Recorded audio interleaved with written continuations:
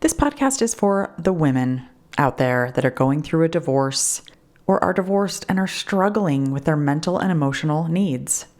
This podcast is like a giant hug letting you know that you are good, your life is going to be better now that you're divorced, and you truly have it within you to deal with everything that you're going through. You're listening to Becoming You Again, episode number 179, and I am your host, Karen Nelson. Welcome to Becoming You Again, the podcast to help you with your mental and emotional well-being during and after divorce. This is where you learn to overcome the grief and trauma of your divorce. We're going to do that by reconnecting with yourself, creating lasting emotional resilience, and living a truly independent life so that your life can be even better than when you were married. I'm your host, Karen Nelson. Welcome back to the podcast, my lovely ladies. I am so glad that you're here. Let's jump right into this episode because I think this one is going to be very useful and helpful to a lot of you. Because in this episode, I am going to be talking about how our thoughts often directly impact our feelings, which then has a direct impact on our behavior. And I'm using the words often. I'm going to put that in quotes because when it comes to our thoughts impacting how we feel, many times we will have a feeling and it's like a top-down result. And that means we have a thought, and because of that thought, our brain releases chemicals and hormones in response to that thought that then creates the physical sensations in our body that are the feelings or the emotions that we're feeling. However, I am a big believer that oftentimes we also experience a bottom-up result. And this is where our body is reacting to experiences because our nervous system is getting hijacked or heightened. And we may feel sensations, we may have intuitive hits or feelings before anything else is happening in our mind. And so I think it's important to understand both the top-down and the bottom-up approach. And I think it's really important to feel connected to both our brains and our bodies, which is what I talk about all the time on this podcast. I talk very much about bottom-up approaches where we're really listening to our bodies and getting grounded and understanding our own intuition and our own self-trust. And I also think it's very useful to understand what's happening in our brains and in our thoughts and all of that. So I do think it's very useful to be able to be aware, when possible, of what is happening with your thoughts and how those may be directly affecting how you're feeling, and then, because of what you're feeling, how you are behaving. And also being aware of what's going on in your body and how that affects how you think about yourself and how that affects the experiences that you have and how that affects how you behave as well. So, that was kind of a long explanation of what we're going to be talking about today, but I am going to be talking more specifically about thoughts and how they directly create your feelings and how those feelings directly impact your behavior. And this can be so freaking useful as you go through your divorce because how you think about things that pertain to you and your experiences and your situations and your ex and your kids and your life and your divorce and anything else will have you feeling a certain way. And then because of that feeling, you're going to show up in a certain way. And if you don't like the way you are feeling or the way that you are behaving or the way that you are showing up, those can be examined and changed. And the reason those can be changed is because how you think and how you feel when you think a certain way and how you behave based off of the way you're feeling is actually very much in your control.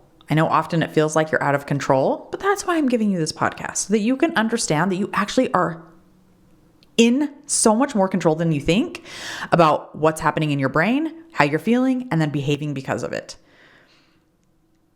Which, let's be real, when you're going through a divorce, there are so many things outside of you that are happening that you're like, I have no control over this. This sucks. I fucking hate every second of this. Why won't they just do this thing?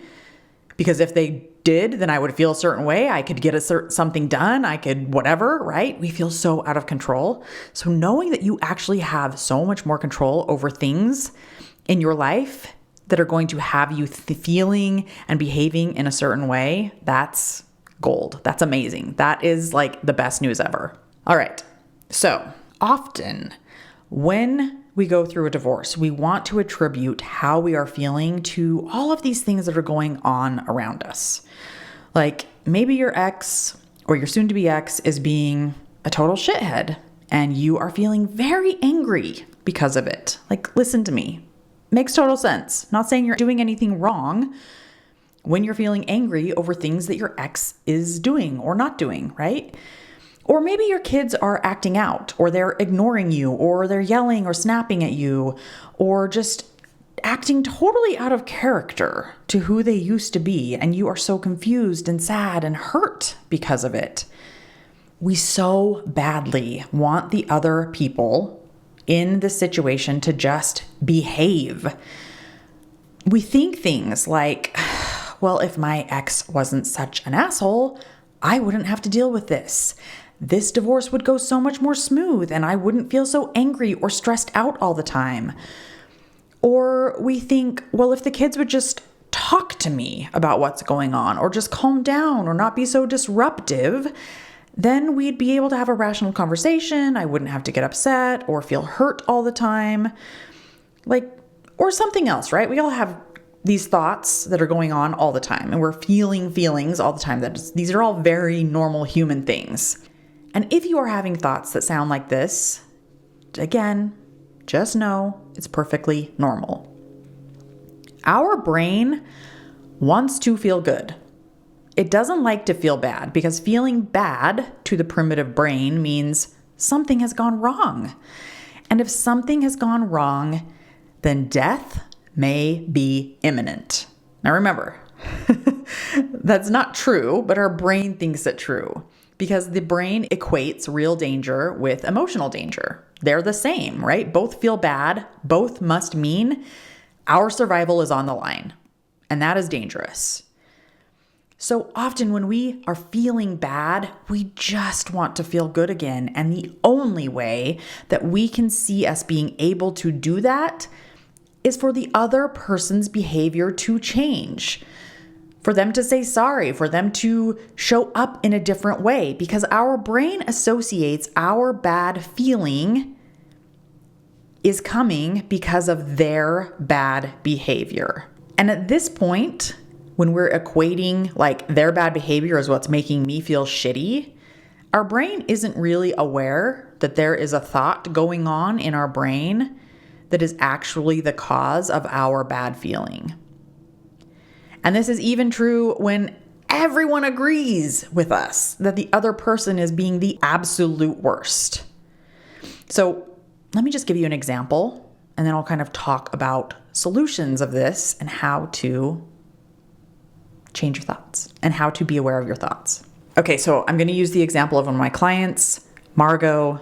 Don't worry, the name has been changed and she has given consent to me at least telling the story, but Margot was going through a divorce. She absolutely hated her soon-to-be ex.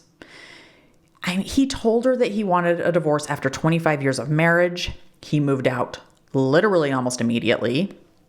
And then he would text her at all hours, berating her, telling her that she was the cause of the divorce because she was too controlling about spending their money or about how the kids should be raised or about what the house should look like or this can go here and this can't go there. And he just needed her to know that this whole thing was her fault. He would often talk about how hard his life was when he was living with her. And Margot just felt like never once did he recognize how loyal she was and how supportive she had been of his life and his dreams and aspirations and him being able to go after his dream job. She stayed at home while raising the kids while he could just go out and build and grow and go to school and do all of the things that created him going after his dream job and having it. She gave up on her own dreams. She gave up on a life outside of the home. She stayed home raising the kids, making sure everyone else was happy, taking care of him and the kids without any thought about herself and what she might need or want. And so she would get very upset with these texts because she just felt like, first of all, he's just complaining about everything that he sees me as doing wrong. And he's not understanding all that I gave up, all that I did for him. And she's hoping for some validation, right? And then Margot would also complain that he would get very upset if she didn't text him back immediately or respond to his emails or other ways of communication when he had questions about the kids or about bills or about the divorce or about lawyers or whatever. And then he would further assault her with unkind words and angry texts because she wasn't answering him immediately. Now, don't get me wrong, his behavior was ridiculous. And everyone that Margot talked to or told this to agreed that he was the absolute worst. The absolute worst. Friends told her that she needed to cut off all communication and go through their lawyers. Her mom told her that he was being abusive. Her sisters were worried that all of this stress was causing her health problems. She had gained some weight, and so they would share articles about how to de-stress and how to eat healthier and how to live longer. And just every time she got a text or a phone call from him, she just felt so angry, so misunderstood, so invalidated. And the thing is that none of the advice from her family and her friends helped her to feel any less stressed or any less angry or any less hurt. And what was worse was that she couldn't stop thinking about him. She desperately wanted to stop thinking about him. She wanted him to stop taking up space in her brain. She just wanted to forget that he even existed, because maybe then she could just stop feeling so shitty all the time. But instead of forgetting about him, her brain obsessed over him incessantly. She thought about what an asshole he was, about how he never validated her or saw her true essence, about how he was always so rude and so passive-aggressive, and how he completely changed, like almost overnight, over what kind of a person he was. And so she was constantly focused on the past and what had happened and what she wished she could have changed and how he was ruining her life right now. And she just felt so powerless to stop it.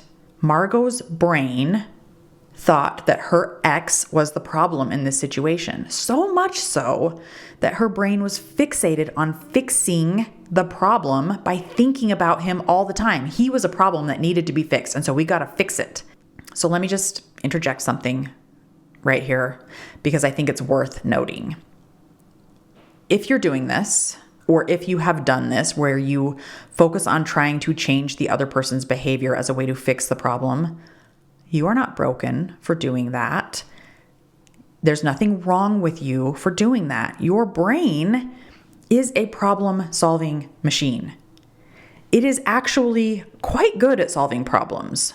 So it 100% makes sense that if your brain is attributing the problem to someone else's behavior, then it would make sense that your brain would want to try and fix that problem by focusing so much of your brain power on that person and their behaviors and how to resolve that equation, how to solve that equation. So let's go back to the example with Margot. As her coach, I asked Margot, what do you think your ex should do? How should he be acting? And she said, well, he should stop texting me constantly about all the things that he thinks are my fault. He should be willing to split everything 50-50 so the divorce is just much simpler and done with so that I can move on with my life and he can move on with his life. And I really think he should recognize all of the hard work that I put into our marriage and our relationship. And I really truly believe that he should tell me that he is grateful for our years together because he was able to create a life that he really loved. And I kind of was just left in the dust. He should know that I have a right not to text him back right away, and that I too have created a life outside of his needs And it's okay for me to get back to him when it's convenient for me. And that when I don't get back to him right away, he shouldn't be so abusive and demanding. So I said to her, okay, let's say your ex does all of those things that you just listed. What do you get to think and feel if he did? So Margot thought for a minute, and then she said, well, I'd be able to relax. I'd be able to not worry so much about my finances or about how this divorce is going to play out. I'd be able to stop all of the anxiety and the hurt that I'm feeling around the kids and their future and if they're going to be okay and if they're going to be ruined after this. I'd be able to believe that my life will actually be okay, maybe even better after the divorce. And that this actually didn't ruin anything. It doesn't mean that I'm a failure. It doesn't mean that I'm not worthy or good enough, but it was maybe actually even a good thing. I'd be able to see that I am good enough just as I am, and I am worthy of being loved and of maybe even loving someone in the future. And so there it is. Margot had just listed out all of the things that she wanted to feel and all the things that she wanted to think. So the real beauty to seeing all of this is that we get an understanding of, number one, Margot's ex is not going to change. He's not going to do any of those things that she wants him to do, right? He has already shown us who he is. He is going to continue being who he is.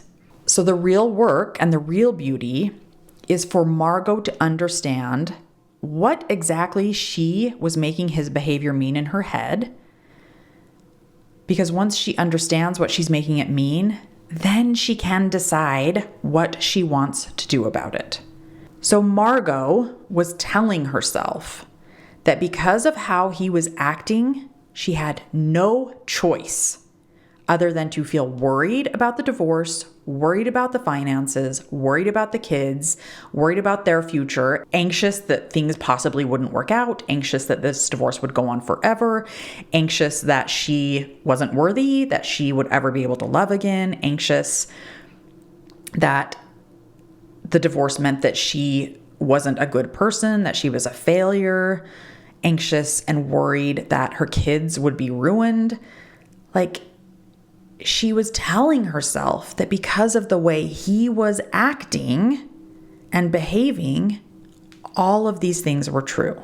But the reality is that Margot's ex doesn't need to change for her to believe any of the things that she listed that she wanted to believe. The real goal was for her to start to think differently about herself. Because once she starts to think differently about herself and about the divorce and about her kids and about her future, she would be feeling differently, which would then have a direct impact on her own behavior and on how she shows up in her life. So if you are struggling with this type of thing where you are feeling like everything is out of control and you are constantly focusing on the other person in the situation, you're desperately wishing that they would change or stop doing something so that you could finally feel better, then ask yourself that question that I asked Margot. What do you think they should do? Then write all of that down. What should they do? And then ask, if they did all of that, what do you get to think and feel? And then write all of that down. And then your job is to work on changing your own thoughts about yourself so that you can begin to think and feel the way you want without needing someone outside of you to change. Because we know that 99.9% of the time, they are not going to. And so what's really magical about this is once you begin to think about yourself differently, which then has you feeling differently, your own behaviors begin to change and you start showing up in different ways in your life. So let me share with you an exercise on how you can identify exactly what I've talked about in today's episode so that you can get to work on thinking and feeling differently so that you can start behaving differently. Because once your behaviors start to change, you start to create new things in your life that you never could have even imagined. So think about someone you wish would act differently. It can be your ex, it could be a child, it could be your neighbor. My guess is for most of you, it's probably going to be your ex. Right? We all want them to do something different because they're such assholes and we're so sick of them. We just wish that they would do all the things different, right? Okay, so think about someone you wish would act differently. Write it down. Write down who they are and what you want them to say or do that is different than what they're saying and doing right now. And then for each thing that you wrote down, follow that up with why you want them to behave in this new way or this different way. Why is it important to you? What do you think you'll feel? Why do you want them to behave differently? Now I want you to go back and I want you to write down the meaning that you are giving to the person not acting the way you want. What does that mean to you?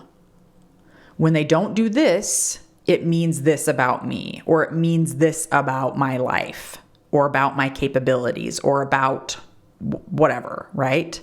Now I just want you to pick one of those thoughts that you wrote down about the meaning that you're giving. How does that thought make you feel when you think it? Remember, a feeling is typically one word. It's like a description. It's like, it makes me feel angry. It makes me feel sad. It makes me feel dejected. It makes me feel embarrassed. It makes me feel stupid. Like, what feeling do you feel when you think about that meaning that you're giving their actions? And then I want you to think about this. How do you think you would feel if this person did the things that you wanted them to do that you wrote down earlier? How would you feel instead? And then the real key here is, what would you need to think so that you can create that emotion for yourself? So let's say if this person would change, then I could just finally feel calm. Okay, so what do you need to think so that you can create calm for yourself? Well, I just need to think, this divorce is going to work out in my favor. I just need to think, this divorce doesn't mean that I'm a failure. Well, I just need to think, I'm learning to create calm in my own life, and it has nothing to do with what's going on outside of me, right? So what do you need to think so that you can create that emotion that you're looking for on your own without needing someone or something outside of you to change? Write down as many thoughts as you want, and then pick one or two that are going to produce the emotion that you're wanting to create, and then you just practice it. Practice, practice, practice. Practice saying the new thought, practice thinking the new thought, practice when you go through something kind of emotionally strenuous, emotionally hard, emotionally challenging. Practice bringing in the new thought, practice going to that new thought, practice believing that new thought. Because the more you practice it, the more it is going to create a new neural pathway in your brain and replace the old way of thinking. All right, my friends, I hope that this was helpful. If you are struggling with your divorce and you want some one-on-one help from me as your coach to help you figure out what you're making these things mean in your life, where to distinguish between if it's a bottom up and you're feeling it in your body and your nervous system that's activated, or if it's actually a thought that's creating the feeling, or anything else that we talk about on this podcast to help you as you move through your divorce and create a life outside of that, you can schedule your free consult with me and let's talk more about how to make that your reality. You can go to my website at www.karennelsoncoaching.com. Remember, it's Karen with an I. Or you can click the link in the show notes. All right, my friends, thank you so much for being here. I love you. And of course, as always, I will be back next week. Hi, friend. I'm so glad you're here and thanks for listening. I wanted to let you know that if you're wanting more, a way to make deeper, more lasting change, then working one-on-one with me as your coach may be exactly what you need. Together, we'll take everything you're learning in the podcast and implement it in your life with weekly coaching, real-life practice, and practical guidance. To learn more about how to work with me one-on-one, go to KarenNelsonCoaching.com. That's www.KarenNelsonCoaching.com. Thanks for listening. If this podcast agreed with you in any way, please take a minute to follow and give me a rating wherever you listen to podcasts. And for more details about how I can help you live an even better life than when you were married, make sure and check out the full show notes by clicking the link in the description.